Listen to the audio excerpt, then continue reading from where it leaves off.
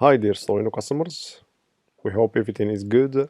In today's video we're gonna see how we could link Facebook Pixel with our store. So first we go to marketing section, then we click Facebook Pixel, then add new. Here we add our ad account name.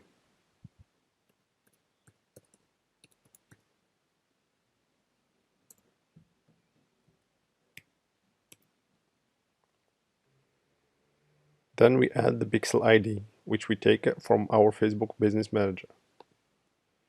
Here I would just put a random number just for test.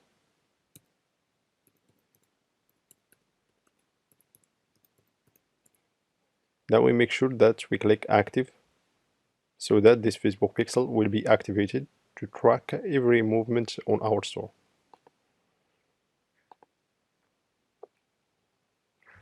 Then it is dropped here. So as you see, we can drop many Facebook pixels as we want, and you can also delete any one of them. So with this, we managed to link Facebook Pixel with our store, which help us track every activities and movements on our store.